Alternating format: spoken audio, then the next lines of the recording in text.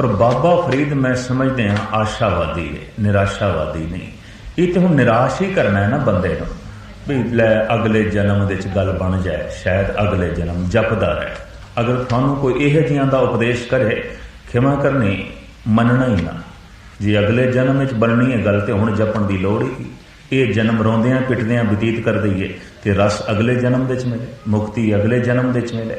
भगत नामदेव भी नहीं मनते, मुए हुए जो मुक्त देओगे मुक्त न जाने कोयला। मर के जे तू मुक्ति देने ओनू किसने वेख्या, जीवदियां मुक्त कर दो हुण ही कर सन। बैणी कहे सुनोरे संतो मरण मुकत किन पाई। मर के मुक्ति किसनों मिली है, किसी को भी नहीं मिली। जिसनों जीवदियां जी ना मिले, मर के किसनों मिलती। तो इस तरह दियां कोई तिफल तसलियां थानू देवे भी जपदे रहो अगले जन्म दे गल बन जाएगी। तो इहदा ते इतना मतलब ये भी हो गया कि मर के फिर जमांगे तो सजा ते हो गई। क्योंकि जमा की मार का मतलब है जन्मां की मार, फिर जन्म होगा तो फिर जन्म होगा तो फिर मरण भी होगा। तो जे जन्म ते मरण होगा तो तरह तरह के दुख भी होंगे, वो तो सारे नाल चलते। फिर फर्क की होया जाप का, फिर गल तो कुछ भी ना बनी। हुण बंदा भुखा होवे बहुत ते ओदे अगों रख दईए रोटी का थाल ते ओनू आखिए तू छक ले, पर भुख मिटेगी 1 महीने बाद। तो जे 1 महीने बाद ही भुख मिटनी है तो हुण खाण का मतलब ही की है। बंदे नू लगी होवे बहुती प्यास ते ओदे अगों रख दईए पानी का गिलास ते आख दईए पी ले, लेकिन प्यास तेरी बुझेगी 1 महीने बाद। तो जे 1 महीने बाद ही प्यास बुझनी है तो पानी पीने का मतलब ही की है। मनुख 1 महीना इंतजार नहीं कर सकता, प्यास तो हुण लगी है। तो पानी वो जड़ा 1 महीने बाद प्यास बुझावे तो हुण पीने का मतलब की है। बई नाम अज जपीए तो रस मिले किसी अगले जन्म दे, मुक्ति मिले किसी अगले जन्म दे। ये जीवन रोंदियां ही पिटदियां लंघ जाए, खिमा करनी बड़ी निराशावादी है। और इहो जिहियां दियां गल्लां ने मैं समझदा लोकां नूं धर्म तो दूर कीता। भी इस जन्म में तो गल बननी नहीं, चलो छड्डो। बाबर जैसा बादशाह जब हिंदुस्तान के तख्त ते बैठा है, इन्हें अनर्थ बड़े किए। तो जब गुरु नानक देव जी महाराज ने कह दिता बाबर तुम बाबर नहीं जाबर है, हकीकत तो रोशनास कराया। तो पता है ये बादशाह की कहता है, इसका एक शेर हिंदुस्तान में बड़ा मशहूर है, रोजो नो बहारो मैं व दिल रुबा खुश अस्त बाबर बा ऐश कोश के आलम दोबारा ने। खा ले पी ले दुनिया भर की अयाशी कर ले, मुड़ के इस दुनिया च किसने आना।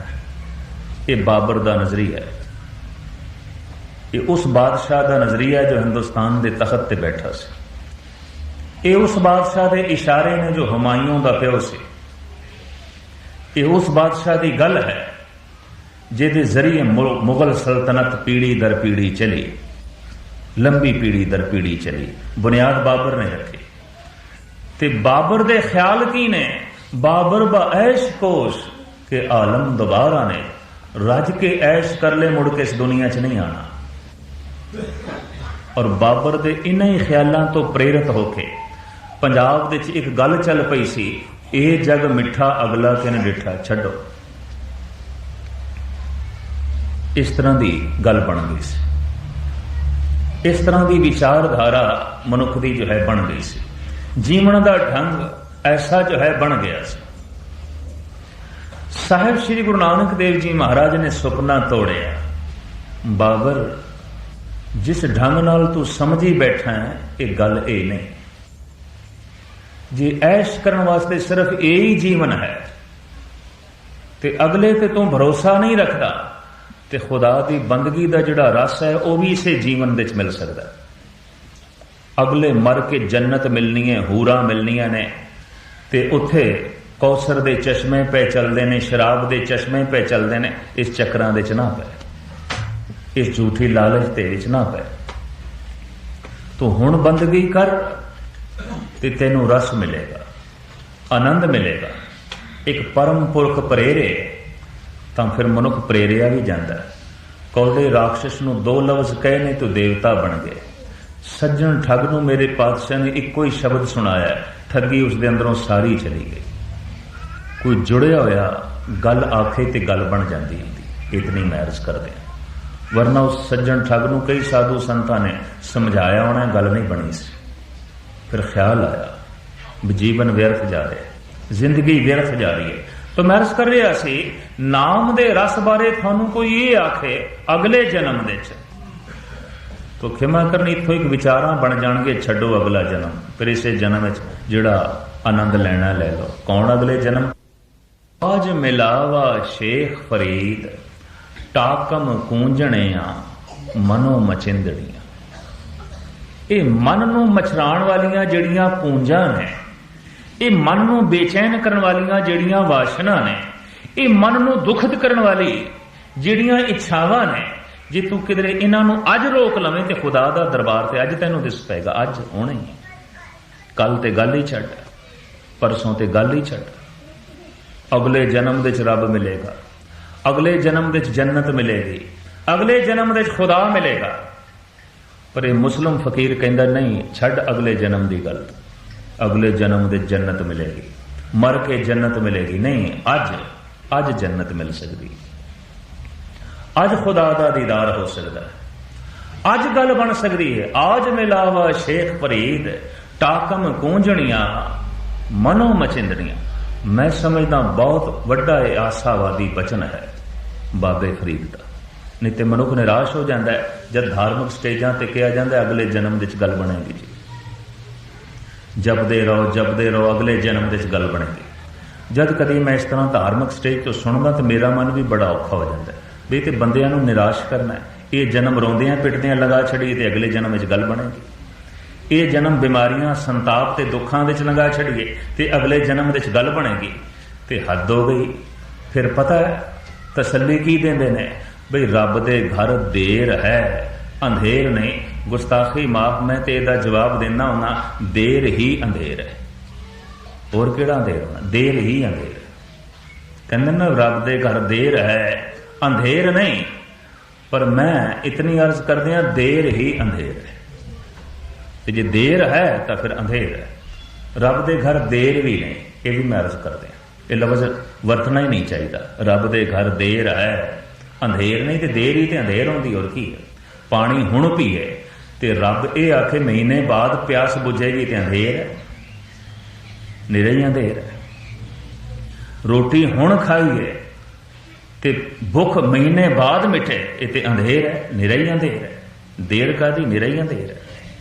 नाम अज जपीए ते रस या मुक्ति अगले जन्म में मिले, तो ये जन्म रोंदियां पिटदियां लंघ जाए, ये तो निरी अंधेर है, ये देर ही अंधेर है।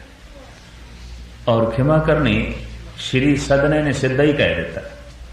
सदना कह रहे हे परमात्मा गल सुन, तो गुण कहा जगत गुरा जो कर्म न नासे, सिंह शरण कत जाइए जो जमपुग ग्रासे। मैं शेर दी शरण दे चला जावां ते ओनू आखा मेरी हिफाजत कर, ते शेर दे होंदे होया मैनू गिद्दड़ खा जाए, ते मैनू शेर दे कोल जाण दी लोड़ की है, मैं क्यों जावां शेर दे कोल। फिर एक बूंद जलकार ने चातरिक दुख पावे, प्राण गए सागर मिले फुन काम ना आवे। एक बूंद दा प्यासा तड़प तड़प के मैं मर जावां, ते जद मैं मर जावां ते तू दरियावां दे दरिया उड़ेल के दे देवें, मैं की करने ने, मेरे केड़े काम ने। सारी जिंदगी मैं एक बूंद वास्ते तड़पदा रह जावां, ते जद मेरा अंत हो जावे ते तू दरिया भेज देवें मेरे घर दे च जा भाई, सदने दे घर दे च जा, ओदे कोलों लंघ, उस दरिया नूं मैं की करां। प्राण जो था कि थिर नहीं कैसे बिरमाऊं, बूढ़ मुए नौका मिले कहो काहे चढ़ाऊं।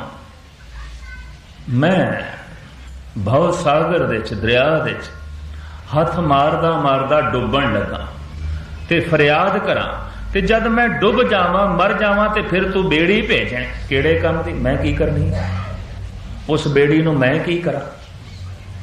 तू बेड़ी मैनू उदों भेज जद मैं पार होना, तू पानी मैनू उदों दे जद मैनू प्यास लगी, तू रक्षा मेरी उदों कर जद मैं तेरी शरण दे च गया।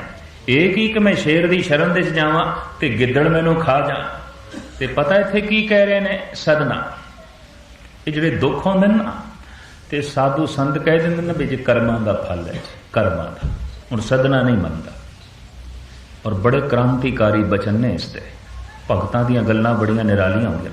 ਉਹ ਕਹਿੰਦੇ ਨੇ ਤਉ ਗੁਣ ਕਹਾ ਜਗਤ ਗੁਰਾ ਜੋ ਕਰਮ ਨਾ ਨਾਸੇ। ਇਹ ਰੱਬ, ਇਹ ਧਾਰਮਿਕ ਬੰਦੇ ਕਹਿੰਦੇ ਨੇ ਵੀ ਤੇਰੇ ਕਰਮਾਂ ਦਾ ਫਲ ਹੈ, ਤੇ ਤੇਰਾ ਨਾਮ ਜਪਦਿਆਂ, ਤੇਰੀ ਬੰਦਗੀ ਕਰਦਿਆਂ ਜੇ ਮੇਰੇ ਕਰਮ ਨਹੀਂ ਮਿਟ ਸਕਦੇ ਤੇ ਤੇਰੀ ਬੰਦਗੀ ਕਰਨ ਦਾ ਮੈਨੂੰ ਫਲ ਕੀ ਹੈ? ਫਿਰ ਤੇਰੇ 'ਚ ਗੁਣ ਕੀ ਹੈ? ਤੇਰੇ ਕੋਲ ਮੈਂ ਆਵਾਂ ਤੇ ਕਰਮਾਂ ਦੀ ਮਾਰ ਹੀ ਮੈਨੂੰ ਭੋਗਣੀ ਪਏ, ਤੇ ਤੇਰੇ ਵਿੱਚ ਕੀ ਗੁਣ ਹੈ? ਪਹਿਲੇ ਇਹ ਦੱਸ। ਅਸੀਂ ਤੇ ਇਸੇ ਗੁਣ ਦਾ ਸਦਕਾ ਤੇਰੇ ਕੋਲ ਆਇਆ ਵੀ ਤੇਰੇ ਕੋਲ ਆਉਂਦਿਆਂ ਕਰਮ ਮਿਟ ਜਾਂਦੇ ਨੇ, ਤੇਰੇ ਕੋਲ ਆਉਂਦਿਆਂ ਕਰਮ ਧੁੱਲ ਜਾਂਦੇ ਨੇ, ਤੇਰੇ ਕੋਲ ਆਉਂਦਿਆਂ ਜਨਮਾਂ ਜਨਮਾਂਤਰਾਂ ਦੀਆਂ ਰੇਖਾਂ ਪੁੱਠੀਆਂ ਸਿੱਧੀਆਂ ਹੋ ਜਾਂਦੀਆਂ, ਤੇ ਤੇਰੇ ਕੋਲ ਮੈਂ ਆਵਾਂ ਤੇ ਗੱਲ ਇਹ ਹੀ ਬਣੀ ਰਵੇ ਬਈ ਕਰਮਾਂ ਦੀ ਮਾਰ ਮੈਂ ਭੋਗਣੀ ਹੈ। ਤਾਂ ਸਿੱਧੀ ਗੱਲ ਭਗਤ ਸਦਨੇ ਨੇ ਕਹਿ ਦਿੱਤੀ, ਤਉ ਗੁਣ ਕਹਾ ਜਗਤ ਗੁਰਾ। ਹੇ ਜਗਤ ਦੇ ਗੁਰੂ ਪਰਿਪੂਰਨ ਪਰਮਾਤਮਾ, ਫਿਰ ਤੂੰ ਦੱਸ ਤੇਰੇ 'ਚ ਗੁਣ ਕੀ ਹੈ? ਕਿਉਂਕਿ ਅਸੀਂ ਤੇ ਇਸੇ ਗੁਣ ਦਾ ਸਦਕਾ ਤੇਰੇ ਕੋਲ ਆਉਂਦੇ ਹਾਂ ਵੀ ਜਨਮਾਂ ਜਨਮਾਂਤਰਾਂ ਦੇ ਕਰਮ ਮਿਟ ਜਾਣਗੇ। ਤੇ ਤੂੰ ਇਹ ਆਖੇ ਵੀ ਜਿਹੜਾ ਦੁੱਖ ਸੁੱਖ ਹੈ ਤੇ ਕਰਮਾਂ ਦਾ ਭੋਗ ਹੈ, ਭੋਗ ਤੇ ਕਮ ਸੇ ਕਮ ਇਸ ਜਨਮ ਦੇ ਤੇ ਭੋਗ, ਅਗਲੇ ਜਨਮ ਦੇ 'ਚ ਗੱਲ ਬਣੇਗੀ। ਇਸ ਜਨਮ ਦੇ ਤੇ ਤੂੰ ਤਕਲੀਫ ਭੋਗ ਲੈ, ਅਗਲੇ ਜਨਮ ਦੇ 'ਚ ਗੱਲ ਬਣੇਗੀ। ਤਾਂ ਪਤਾ ਸਦਨੇ ਨੇ ਸਿੱਧਾ ਕਹਿ ਦਿੱਤਾ, ਤਉ ਗੁਣ ਕਹਾ ਜਗਤ ਗੁਰਾ ਜੋ ਕਰਮ ਨਾ ਨਾਸੇ। ਸਿੰਘ ਸਰਨ ਕਤ ਜਾਈਏ ਜੋ ਜਮ ਪੁਗ ਗਰਾਸੇ। ਹੇ ਅਕਾਲ ਪੁਰਖ, ਫਿਰ ਇਹ ਦੱਸ ਤੇਰੇ 'ਚ ਗੁਣ ਕੀ ਹੋਇਆ? ਪਹਿਲੇ ਇਹ ਦੱਸ। ਆਈਏ ਤੇਰੇ ਕੋਲ ਤੇ ਕਰਮਾਂ ਦੀ ਮਾਰ ਭੋਗਣੀ ਪਈ, ਆਈਏ ਸ਼ੇਰ ਦੀ ਸ਼ਰਨ ਵਿੱਚ ਗਿੱਦੜੀ ਖਾ ਜਾ, ਲਈਏ ਰੱਬ ਦੀ ਸ਼ਰਨ ਤੇ ਕਰਮ ਹੀ ਸਾਨੂੰ ਮਾਰ ਜਾ, ਤੇ ਕਰਮ ਤੇ ਗਿੱਦੜ ਨੇ, ਤੇ ਤੇਰੀ ਸ਼ਰਨ ਵਿੱਚ ਬੈਠੀਏ ਤੇ ਕਰਮ ਸਾਨੂੰ ਮਾਰ ਜਾ, ਕਰਮ ਬੇਜ਼ਾਰ ਕਰ ਜਾ, ਕਰਮ ਸਾਨੂੰ ਦੁਖੀ ਕਰ ਜਾ, ਕਰਮ ਸਾਨੂੰ ਰੁਲਾ ਦੇਣ। ਤਾਂ ਤੇਰੇ ਕੋਲ ਆਉਣ ਦਾ ਫਲ ਕੀ ਹੋਇਆ? ਤੇਰੇ ਕੋਲ ਆਉਣ ਦਾ ਮਤਲਬ ਕੀ ਹੋਇਆ? ਦਰਅਸਲ ਬੜੀ ਗੂੜੀ ਗੱਲ ਕਹਿ ਗਏ ਸਦਨਾ। ਕਹਿੰਦੇ ਜਦ ਵੀ ਕੋਈ ਮਨੁੱਖ ਅਕਾਲ ਪੁਰਖ ਦੇ ਕੋਲ ਆਉਂਦਾ ਹੈ, ਉੱਥੋਂ ਕਰਮ ਭੱਜ ਜਾਂਦੇ, ਉੱਥੇ ਕਰਮ ਨਹੀਂ ਰਹਿੰਦੇ। ਉੱਥੇ ਕਰਮਾਂ ਨੇ ਕੀ ਰਹਿਣਾ? ਉੱਥੇ ਸਾਰੇ ਕਰਮ ਇੱਕ ਪਾਸੇ ਹੋ ਜਾਂਦੇ। ਹੁਣ ਤੇ ਸ਼ੇਰ ਦੀ ਸ਼ਰਨ ਦੇ ਚਲਾ ਗਏ, ਤੇ ਸ਼ੇਰ ਦੀ ਸ਼ਰਨ ਦੇ ਚਲਾ ਗਿਆ, ਹੁਣ ਗਿੱਦੜ ਨੇ ਕੀ ਕਹਿਣਾ? ਗਿੱਦੜ ਨੇੜੇ ਨਹੀਂ ਆ ਸਕਦਾ। ਜਿਸ ਵਕਤ ਮਨੁੱਖ ਦੀ ਸੁਰਤ ਨਾਮ ਦੇ ਜੁੜ ਜਾਂਦੀ ਹੈ, ਕਰਮ ਨੇੜੇ ਨਹੀਂ ਆਉਂਦੇ, ਗੱਲ ਖਤਮ।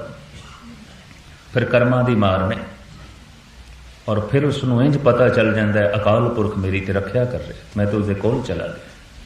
ਤੇ ਜੇ ਹੁਣ ਇਹ ਆਖੀ ਜਾਓ ਕੋਈ ਗੱਲ ਨਹੀਂ, ਨਾਮ ਜਪੀ ਜਾਓ, ਦੁੱਖ ਹੈ ਕੋਈ ਨਹੀਂ, ਕਰਮਾਂ ਦੇ ਭੋਗ ਨੇ, ਅਗਲੇ ਜਨਮ ਦੇ ਵਿੱਚ ਨਹੀਂ ਆਉਣਗੇ, ਤੇ ਨਾਮ ਦਾ ਜਿਹੜਾ ਫਲ ਹੈ ਮੁਕਤੀ ਅਗਲੇ ਜਨਮ ਦੇ ਵਿੱਚ ਮਿਲ ਜਾਏਗੀ।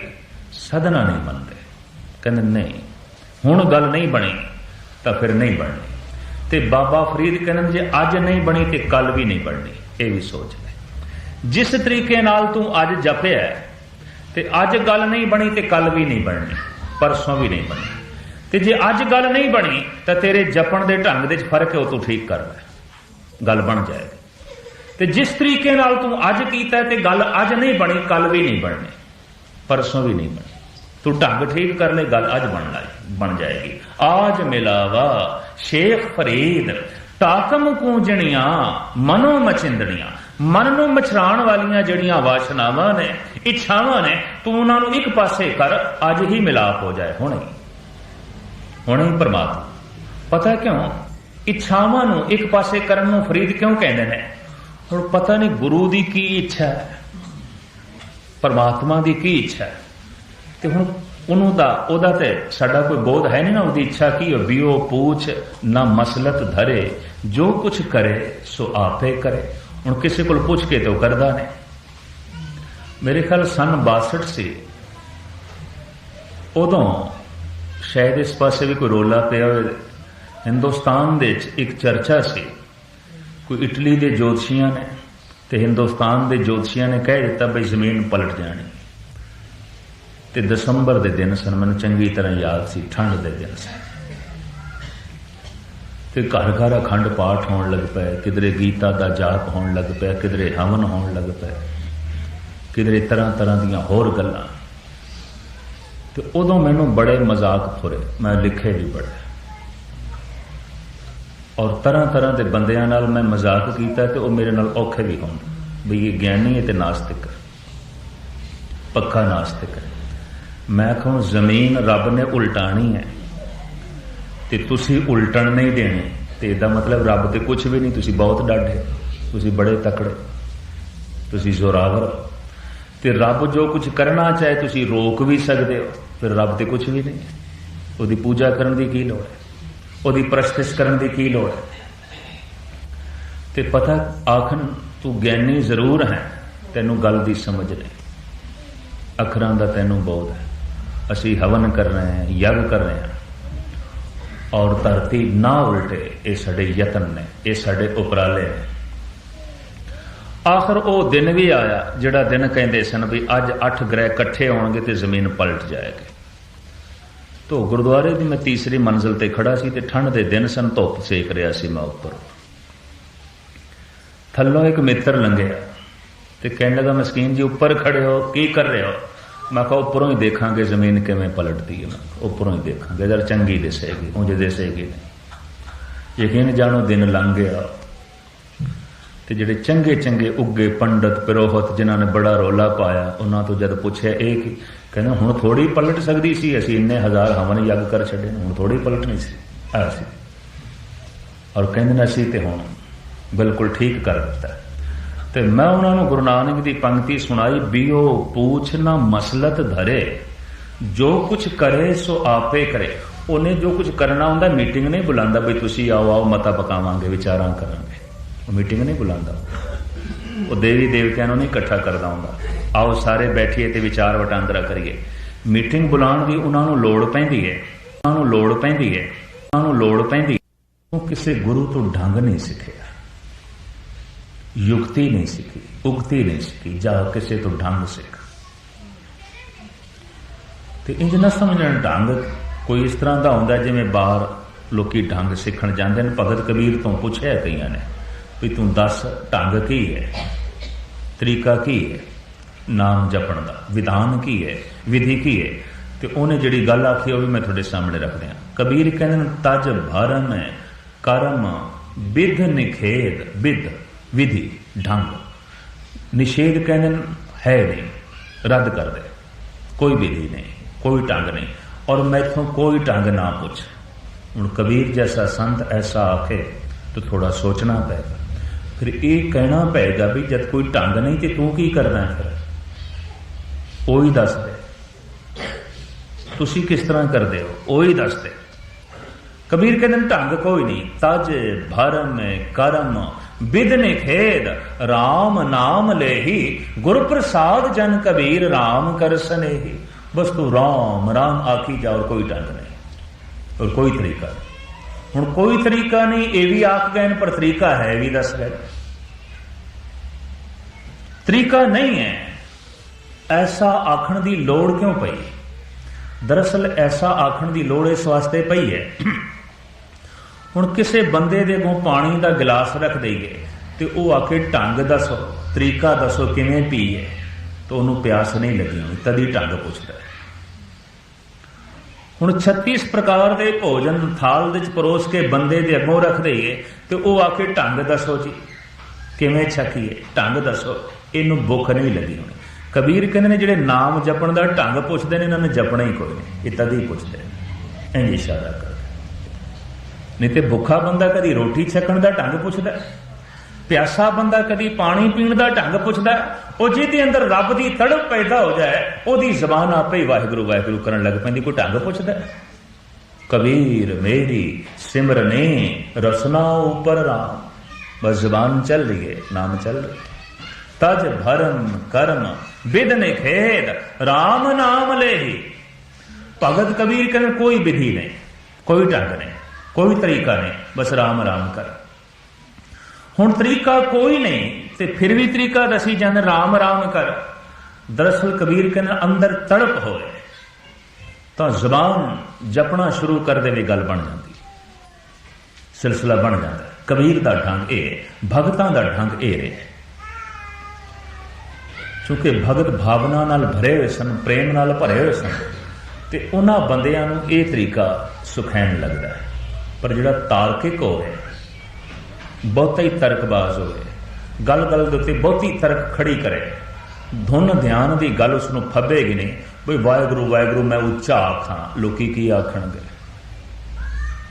और यकीन जानो कई शर्म के मारे नहीं आखते बई इस तरह हूँ घर मैं बैठ के वाहगुरू वाहगुरू आखन लगा तो किधरे बच्चे पगला ना आख दें, किधरे पत्नी ना आख दे सिर फिर गया तो पुलिस में फोन करे, ऐसा ना हो। कई शर्म के मारे नहीं करते।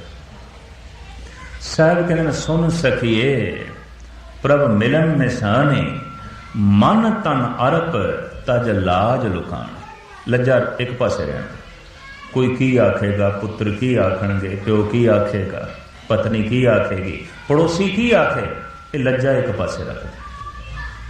जे धन कमान दे तू शर्म नहीं करता तो धर्म कमान दे क्यों शर्म कर, फिर लोगों की लाज। लज्जा एक पासे रख दे। ये जी लज्जा है ना ये भी नहीं कुछ कर देती। ये जी लज्जा है ये भी इस रब के मार्ग देते अगाह नहीं चलन देती। तो व्यास ने कहा पुत्र जा तू किसी को ढंग सिख, किसी को तरीका सिख, किसी को उक्ति सिख, किसी को युक्ति सिख।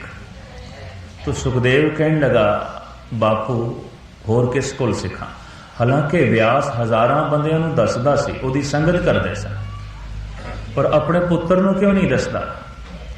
मैं इतनी अर्ज करदे हां शरीकाचारी दे विच विश्वास नहीं बजदा, भरोसा नहीं बजदा, जिस तरह डॉक्टर अपना इलाज नहीं कर सकता। मैं इत्थे देखिया दिल्ली दे एक डॉक्टर की पत्नी का ऑपरेशन होना सी ते दूजा डॉक्टर कर रहा सी ते आखिर मित्राचारी करके एक दिन मैं पूछ लिया, भौगोलिक 2 दफा मैं उहदे कोल दवाई लैन गया नाल दे साथियों की, ते मैं आखिया सुनिया तुसी नहीं ऑपरेशन किया तो यही ऑपरेशन तुसी करदे हो सारिਆਂ दे, तुहाडी पत्नी का किसी होर ने किया। कहने कि गैनी जी थोड़े अगों की हथ खोलीए, क्योंकि हम अपनी पत्नी से ना तो किधरे लापरवाही हो जाती, क्योंकि उत्थे अनगहली बई अपना अपने बंदा, जिथे जितनी नेड़ता होवे उत्थे उतनी अनगहली आ जाती। कभी बगौर मुताला कर लेना। उत्थों मैं अंदाजा लाया दार्शनिक भी है, फिलोसफर भी है, ये मनोविज्ञानी भी है, मेरा डॉक्टर नहीं, इन्हें मन दियां रुचियां नूं पढ़े। कहते जो ओपरा है ना दूजा, उत्थे तो असीं पूरे सावधान हाँ सुचेत। हुण ये अपनी रोज़ का इकट्ठ है साडा, ते रंचक मात्र भी किधरे अनगहली आ जाए तो गल गड़बड़ हो जानी सी। इस वास्ते मैं नहीं ऑपरेशन किया, अनगहली आ जानी सी, हो जानी सी। तो खिमा करनी जिथे ये आम डॉक्टर की दुनिया में ऐसा चलता है ना, धार्मिक दुनिया भी ऐसा चलता है। पिता कालू गुरु नानक तो कोई लाभ नहीं उठा सके, वो नहीं ऑपरेशन कर सके, और इसी तरीके नाल कंस नहीं लाभ उठा सके श्री कृष्ण तो। तृप्ता रोंदी रही, कहती रही पुत्र सुदाई है, सुदाई है। व्यास तो सारा जगत लाभ उठाता है, सुखदेव नहीं उठा सके, पुत्र नहीं उठा सके। बहुत नेड़ता जी है ना कई दफा गल नहीं बनन देती। उस नेड़ता के तरह तरह के ख्याल सामने बाधा बन जाते हैं। पुत्र है बई प्यो है या भरा है पत्नी है, ये संबंध ही ऐसे दीवार की तरह खड़े हो जाते हैं, कुछ गल नहीं बनन देते। और जिन्हों ने कभी इस ढंग का सिलसिला नेड़ियों देखा है उन्होंने जरूर महसूस किया होगा। तो सुखदेव पूछता है बापू तो फिर मैं कित्थे जावां, भी जनक कोल जा, जनक तैनूं दसेगा। सुखदेव कहते जनक वो राजा जिदा सोने का सिंघासन है, और सुनिया सोने के भांडे च ही रोटी खांदा, और सुनिया कदी कदी नृत भी वेख लैंदा। ऐसा पुरुष वो मैनू ढंग दसेगा नाम जपण का, सुरत जोड़न का। व्यास कहन लगे हाँ उही तैनूं दसे, तू जा। हुण चला गया, इन्हें रस्ते च नदी ते इशनान किया। हुण चूंकि हुण गुरु भावना नाल जा रहे हैं, प्यो जो भेज रहा भी गुरु है तेरा, जा उन्होंने गुरु बना। तो हुण गुरु कोल जाना है, तो फिर उन्हें नदी रस्ते च इशनान किया, पवित्र भावना नाल पवित्र तन नाल जाना। ज्यों पहुंचे ना महलों के द्वार ते जिहड़ा संतरी खड़ा सी पहरेदार, उन्हें पहचान लिया भी व्यास का पुत्र है, सुखदेव है, वकत का वड्डा ऋषि है। उन्हें सन्मान किया, प्रणाम किया। ते सुखदेव पुछदा द्वारपाल तो जनक कित्थे है? ते द्वारपाल कहंदा रसोई दे च ने भोजन छकदे हैं। कोई इशनान करके आया सी ने ते गिल्ली लंगोटी उन्हें उत्थे द्वार ते रख दिती, वो तुंबड़ी ते सोटी भी रख दिती ते अंदर चला गया। ते ज्यों जांदा रसोई दे च की देखदा है, सोने दे बर्तन ते हज़ारां तरह दे सिलसिले उस रसोई दे रौनक देख के ही दंग रह गया। पहले तो ये रसोई है कि रसोई पूरा महल है, पहले तो इत्थे ही दंग रह गया। फिर तरह तरह के पकवान जनक दे अगों, ते सुखदेव कहंदे सुक्की रोटी खा के मन विच विकार पैदा हो जाते हैं। ये तरह तरह के पकवान छकण वाला बंदा की खाक नाम जपदा होगा, प्यो ने गलत थां ते भेज दिता, बहुत गलत थां ते बैठ गया। पर अंदर शरधा नहीं बची, उठ खड़ा हो। तो जो उठ खड़ा होया तो जनक रोकदा, बई ऋषि जी आयो तो चल पै, कोई रब की गल करो, परमात्मा की गल करिए, चर्चा करिए। तो सुखदेव ने सीधा ही कह दिता, रब की गल आउंदी है रब के प्यारियां नाल, तेरे वर्गे मायाधारियां नाल नहीं।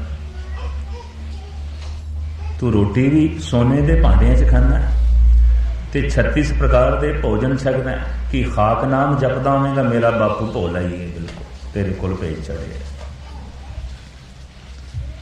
उस वक्त जनक ने कहा भी मैं ये आख्या कोई बैठिए रब की चर्चा करिए, मैं नाम जपदा या नहीं जपदा, मैं इस तरह का कोई दावा नहीं किया, भी रब की चर्चा करिए, परमात्मा की गल करिए, बैठ। ते सुखदेव कहंदा तेरे कोल की परमात्मा की गल सुननी, तो इन्ना मायाधारी। ते जनक कहने लगे चलो नहीं सुननी तो कम से कम सुनाई, तू सुना, फिर तेरे कोल सुन ले, तू सुना। जे मेरे कोल सुनन विच तैनूं इनकार है, इतराज है, तो मैनू कोई इतराज नहीं, तू सुना, शायद मेरी कोई गल बने। बड़ी निर्माणता, बड़ी गरीबी। सुखदेव बैठते गया, हूँ गल ना फुरे उन्होंने कोई। इतने च की होया, जो संतरी सी ना द्वारपाल, वो भजे होया आया ते कहंदा राजन महलों नूं अग लग गई।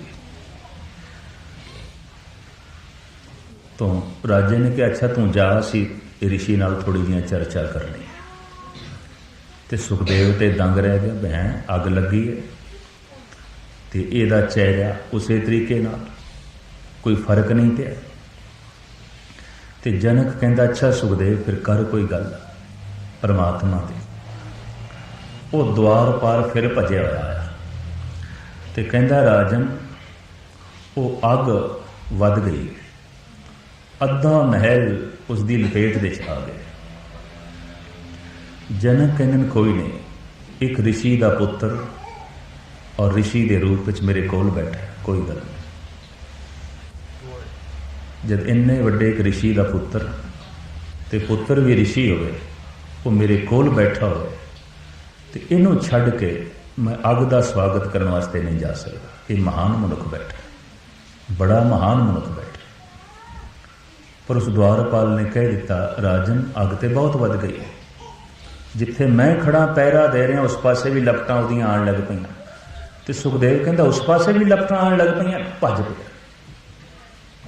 तो जनक कहंदे क्यों भजे, ऋषि जी भजे क्यों जाते हो? आखन लगा तू तो राजा है ना, तो मेरे को तो एको ही लंगोटी उत्थे मैं छड्ड आया, किधरे जल गई तो फिर एको ही तुंबड़ी है। तो उस वक्त जनक कहने गल सुन, मायाधारी कौन है, बस ऐदा फैसला हूं तू कर। जिस दे इन्ने महल जल रहे हो उन्होंने भाजड़ नहीं पई, तो जिहदी लंगोटी अजे सड़ी भी नहीं भाजड़ा पहले ही पै गई। अंदाजा लगा कौन फसे हुआ है। तू जितना इस लंगोटी च फसे हुए है इतना भी मैं इस महलों च नहीं फसे हुआ, अंदाजा लगा। और ये लंगोटी तेरी मेरे महलों नालों ज्यादा कीमती है। ऐ ऋषि थोड़ी जी विचार कर ले, तेरी ये लंगोटी मेरे सोने के भांडियां नालों ज्यादा कीमती है। क्यों कि जलते हुए सोने ने महलों ने मैनू नहीं भाजड़ा पाइया, लंगोटी ने तेनों भाजड़ पा दी। महल मेरा अद्धा जल गया, भाजड़ नहीं पई, लंगोटी तेरी जली नहीं तां भी भाजड़ तेनों पै गई है। ते ऋषि तू खुद सोच ले लंगोटी तेरी कितनी कीमती है। तू सोचिया ही नहीं जा, विचारिया ही नहीं। अख खुली सुखदेव ते। हाँ, ये महलों नालों ये लंगोटी बहुत कीमती है। क्यों कि महलों की भी इसनों इतनी पकड़ नहीं जितनी पकड़ मैंने इस लंगोटी की है। और ये लंगोटी की इतनी पकड़ जब मेरी सुरत दे है तो मेरी सुरत नाम नाल किस तरह जुड़े, निक्की जिहां गल दे जनक ने समझा दिता। तू तो फसे है, निक्कियां निक्कियां चीज़ां ने तेनों रोकया, मैनूं वड्डियां चीज़ां ने भी नहीं रोकया। गल सिर्फ इन्नी है। सुरत जिहड़ी है ना, बहुत निक्कियां निक्कियां चीज़ां ने सानूं रोक रखे, वड्डियां दी ते गल छड्डो। दरियावां दे वैण कई दफ़ा चट्टानां करके रुकते हैं, कंकरां करके नहीं, पर साडी सुरत दा वेग ते निक्के निक्के पत्थरां ने रोक रखे। बिल्कुल निक्कियां निक्कियां चीज़ां ने। कभी बगौर मुताला करके वेखना, नाम नाल सुरत नहीं पई जुड़दी, अगों पहाड़ नहीं, निक्कियां निक्कियां चीज़ां। वो सुखदेव की लंगोटी तो ज्यादा नहीं होणगियां, बस उन्हीं कोई नहीं सुरत नूं अगां जाण देंदियां, कोई नहीं सुरत नूं जुड़न देंदियां। तां फिर रो पिया सुखदेव, कहंदा राजन मैं तुहानूं आउंदियां भी राजन कहा ते हुण भी, पर हुण मैं तुहानूं गुरु कहना, मैनूं शिक्षा दीक्षा देओगे? जनक कहंदा हाँ, जदों योग होवेगा, अजे नहीं तू योग। गुरु ग्रंथ साहब दे एक इशारा मिलता है कि झूठन झूठ परी सिर ऊपर, खिन मनुआ तिल न डुलावेंगे। गुरु अर्जन देव जी महाराज ने लिखे योग होवेगा। तो सुखदेव नूं महसूस होया हंकारी हाँ, ऋषि होण दा माण है, प्यो मेरा ऋषि है, हंकार है। रसोई का जिहड़ा पिछोकड़ सी ना, पिछवाड़, उत्थे जा बैठा। ते जनक के घरों सैकड़े साधु संत रोज़ भोजन छकते सन। ते भोजन छकाण का तरीका इसी पतलों के। तुहानूं हिंदुस्तान विच कदी कदी बड़े बड़े भंडारियां दे देखण नूं मिलणगे, पतलों दीयां थालियां बनाईयां, पतलों दी कौले बनाते हैं। अज भी है बड़े बड़े मंदिरों जिथे लख लख 50-50 हज़ार बंदा भोजन छके फिर यही करना पैंदा है। 400 साल जब गुरपुरब सी, श्री अमृतसर साहब का जयंती मनाई गई, समाप्ति करते हैं, तो हुण 22 लाख बंदा अमृतसर पहुंचे। फिर इन्हां पतलों नाल काम चलाया। हुण 22 लाख वास्ते 22 लाख भांडे, तो पतलों नाल काम चलाया, छेती गल बन गई। तो जनक के घर लंगर होंदा सी, रोज़ साधु संतां तो पतलों नाल काम चलांदा सी। रसोई के पिछे जा बैठा, जाप उसने आरंभ कर दिता। वो झूठ उसके उत्ते सुट्टी जाती रही। झूठन झूठ परी सिर ऊपर, खिन मनुआ तिल न डुलावें। इन्ना निर्माण हो गया। पहले निक्की जिहां गल ते अग बगोला हो जाता सी, पर अज कोई झूठ उपर सुटदा पे तां भी चुप, ठीक है, कोई गल नहीं। झूठ आखिर जनक दी रसोई दी है, झूठ आखिर जनक दे महलों दी है ना, उस पुरुष दे महलों दी है जिस दे अंदर महलों दी भी पकड़ नहीं। और उस बंदे ते झूठ पैनी चाहिए जिन्हों लंगोटी दी भी इतनी पकड़ है। शर्मसार से कहते पतलों के थले दब गया, पतलों का ढेर इतना उच्चा हो गया, वो विचे दब के रह गए। ते जाप आरंभ, जब ढेर बहुत होया तो पत्ते चुके जाते होंगे सन। अज जब सफाई करने वाले पत्तियां नूं चुकण आए तो जनक भी उत्थे खड़े, तो कहते ढंग नाल पत्ते चुकना, इन्हां पत्तियां दे थल्ले कोई महारिषि बैठा। इन्हां झूठे पतलों के नाल एक ऐसा पुरुष पवित्र हो गया है जो देख के भी हैरानगी होती है। ये उपर पई है झूठ, पर गजब की गल है, मन के उत्ते जिन्नी झूठ पई सी सारी धुल गई। बड़ा पवित्र मनुख बैठा है इन्हां झूठे पतलों के थल्ले। इस झूठ के थल्ले एक महान आत्मा बैठी है। ढंग नाल पत्तल चुकने, खराश ना पहुंचे, चोट ना लगे, पत्ते सहजे सहजे हटाए गए, थल्ले समाधि च बैठा से, लीन बैठा से। जनक ने उठा के गल ना लाया, आखिया हाँ जब हुण तैनूं लंगोटी की पकड़ नहीं रही, हुण तैनूं महलों की भी पकड़ नहीं, और हुण तू जीवन मुक्त है। हुण तैनूं संसार की कोई चीज़ पकड़ नहीं सकती। तू हर चीज़ के कोलों लंघ जाएगा, इंज लंघ जाएगा जिवें दरिया लंघ जाता है। ये जनक ने उसनूं कथा सुनाई, दरिया लंघ जाता है। तो दरिया शमशान घाट के कोलों लंघ जाता है, एक बगीचे के कोलों लंघ जाता है, उजाड़ के कोलों लंघ जाता है, बाजारां की रौनक के कोलों लंघ जाता है। शहरां ते कस्बिਆਂ ਦੇ ਕੋਲੋਂ ਵੀ ਲੰਘ ਜਾਂਦਾ ਹੈ, ਕਿਧਰੇ ਰੁਕਦਾ ਨਹੀਂ। ਜੇ ਮਰਗਟ ਘਾਟ ਦੇ ਕੋਲੋਂ ਲੰਘਦਾ ਹੈ ਤੇ ਰੋਂਦਾ ਨਹੀਂ। ਜੇ ਫੁੱਲਾਂ ਦੇ ਬਗੀਚਿਆਂ ਦੇ ਕੋਲੋਂ ਲੰਘਦਾ ਹੈ ਦਰਿਆ, ਉੱਥੇ ਹੱਸਦਾ ਨਹੀਂ, ਮੁਸਕਰਾਉਂਦਾ ਨਹੀਂ, ਉਹਦੀ ਆਪਣੀ ਰਵਾਨੀ ਹੈ। ਜੇ ਸ਼ਹਿਰਾਂ ਦੇ ਕੋਲੋਂ ਲੰਘਦਾ ਹੈ ਤਾਂ ਸ਼ੋਰ ਨਹੀਂ ਕਰਦਾ। ਜੇ ਸੁਨਸਾਨ ਰਸਤਿਆਂ ਚੋਂ ਲੰਘਦਾ ਹੈ ਤਾਂ ਉਹਦੀ ਸੁਨਸਾਨੀ ਵਿੱਚ ਕੋਈ ਉਦਾਸੀ ਨਹੀਂ ਪੈਦਾ ਹੁੰਦੀ, ਉਪਰਾਮਤਾ ਨਹੀਂ ਪੈਦਾ ਹੁੰਦੀ, ਉਹਦਾ ਵਹਿਣ ਜਾਰੀ ਹੈ। ਚੈਨ ਉਦੋਂ ਹੀ ਮਿਲਦਾ ਹੈ ਜਦ ਸਾਗਰ ਦੇ ਚਲੀਨ ਹੁੰਦਾ। ਜਨਕ ਨੇ ਕਥਾ ਸੁਣਾਈ, ਹੁਣ ਤੇਰੀ ਜੀਵਨ ਦੀ ਧਾਰਾ ਚਾਹਣ ਰਸਤੇ 'ਚ ਬਾਜ਼ਾਰ ਆਉਣ, ਰੌਣਕਾਂ ਆਉਣ, ਮਰਗਟ ਘਾਟ ਆਉਣ, ਕਿਸੇ ਦੀ ਮੌਤ ਹੋ ਜਾਏ, ਕਿਸੇ ਦਾ ਜਨਮ ਹੋ ਜਾਏ, ਖੁਸ਼ੀ ਹੋ ਜਾਏ, ਗਮ ਹੋ ਜਾਏ, ਤੇਰੀ ਜੀਵਨ ਦੀ ਧਾਰਾ ਹੁਣ ਚੱਲਦੀ ਰਹੇਗੀ। ਤੂੰ ਦਰਿਆ ਦੀ ਤਰ੍ਹਾਂ ਹੋਗੇ, ਹੁਣ ਪਾਵਨ ਨਦੀ ਦੀ ਤਰ੍ਹਾਂ ਹੋਗੇ। ਹੁਣ ਤੇਰੀ ਸੁਰਤ ਨੂੰ ਕੋਈ ਰੋਕ ਨਹੀਂ ਸਕਦਾ। ਹੁਣ ਇਹ ਸ਼ਵ ਸਾਗਰ ਦੇ 'ਚ ਪਹੁੰਚੇਗੀ। ਤਾਂ ਮੈਂ ਇਤਨੀ ਅਰਜ਼ ਕਰਾਂ, ਇਹ ਸੁਰਤ ਅਗਾਂਹ ਚੱਲ ਸਕੇ ਤੇ ਨਾਮ ਦੇ 'ਚ ਲੀਨ ਹੋ ਸਕੇ ਤੇ ਰਸ ਮਾਣ ਸਕੇ। ਢੰਗ ਦੋ ਨੇ ਦਮ ਦਮ ਸਦਾ ਸੰਭਾਲਦਾ, ਦਮ ਨਾ ਬਿਰਥਾ ਜਾ। ਇੱਕ ਇਹ, ਦੂਜਾ ਢੰਗ ਹੈ ਧੁਨ ਮੇਂ ਧਿਆਨ, ਧਿਆਨ ਮੇਂ ਜਾਣਿਆ ਗੁਰਮੁਖ ਅਕਥ ਕਹਾਣੀ। ਧੁਨ ਦੇ 'ਚ ਧਿਆਨ ਜੋੜ, ਵਾਹਿਗੁਰੂ ਵਾਹਿਗੁਰੂ ਦੀ ਧੁਨ ਅਲਾਪਣੀ, ਇਹਦੇ 'ਚ ਧਿਆਨ ਜੋੜਨਾ। ਸਿਰਫ ਇੱਕ 5 ਮਿੰਟ ਦਾ ਵਕਤ ਕੱਢਿਆ ਕਰੋ ਸਵੇਰੇ। ਇਹ ਠੀਕ ਹੈ 5 ਮਿੰਟ ਦੇ 'ਚ 4.5 ਮਿੰਟ ਵੀ ਨਹੀਂ ਜੁੜ ਸਕੋਗੇ, 1 ਸੈਕਿੰਡ ਵੀ ਨਹੀਂ ਜੁੜ ਸਕੋਗੇ। ਇਹ ਵੀ ਦੇਖ ਲੈਣਾ, ਸਵੇਰੇ ਤੁਸੀਂ ਪੜ੍ਹਨਾ, ਧਿਆਨ ਇੱਕ ਪਾਸੇ ਹੋਵੇਗਾ, ਧੁਨ ਇੱਕ ਪਾਸੇ ਹੋਵੇਗੀ। ਵਾਹਿਗੁਰੂ ਵਾਹਿਗੁਰੂ ਆਖਣਾ ਜ਼ਬਾਨ ਤੇ ਹੋਵੇਗਾ, ਧਿਆਨ ਕਿਸੇ ਹੋਰ ਪਾਸੇ ਹੋਵੇਗਾ। ਪਰ ਜੇ ਕਰਦੇ ਰਹੇ ਤਾਂ ਅਭਿਆਸ ਪੱਕ ਜਾਏਗਾ। ਅਰਦਾਸ ਕਰਦੇ ਰਹੇ ਤਾਂ ਗੁਰੂ ਦੀ ਮਿਹਰ ਹੋ ਜਾਏਗੀ ਤੇ ਗੱਲ ਬਣ ਜਾਏਗੀ। ਜੇ ਗੱਲ ਨਾ ਬਣੇ ਤਾਂ ਸਮਝ ਲੈਣੀਆਂ ਤੁਹਾਡੀਆਂ ਜਿਹੜੀਆਂ ਇੱਛਾਵਾਂ ਨੇ ਉਹ ਗੱਲ ਨਹੀਂ ਬਣਨ ਦੇਣੀਆਂ, ਗੁਰੂ ਤੇ ਗੱਲ ਬਣਾਉਂਦਾ ਹੈ। ਇੰਜ ਨਾ ਸਮਝਣਾ ਗੁਰੂ ਦੀ ਬਖਸ਼ਿਸ਼ ਕਿਸੇ ਵਕਤ ਆਉਂਦੀ ਹੈ। ਇਹ ਨਾ ਸੋਚੋ ਸੂਰਜ ਦੇ ਵਕਤ ਕਿਸੇ ਵਕਤ ਅੰਧੇਰਾ ਹੁੰਦਾ ਹੈ ਤੇ ਕਿਸੇ ਵਕਤ ਰੋਸ਼ਨੀ ਆਉਂਦੀ ਹੈ। ਇੱਥੇ ਰਾਤ ਹੋ ਗਈ ਹੈ ਤੇ ਇਹਦਾ ਇਹ ਮਤਲਬ ਨਹੀਂ ਸੂਰਜ ਦੇ 'ਚ ਅੰਧੇਰਾ ਆ ਗਿਆ। ਸੂਰਜ ਤੇ ਰੋਸ਼ਨ ਹੈ, ਹੁਣ ਵੀ ਕਿਸੇ ਨੂੰ ਰੋਸ਼ਨੀ ਦੇ ਰਿਹਾ, ਅੱਠੇ ਪਹਿਰ ਰੋਸ਼ਨ ਹੈ।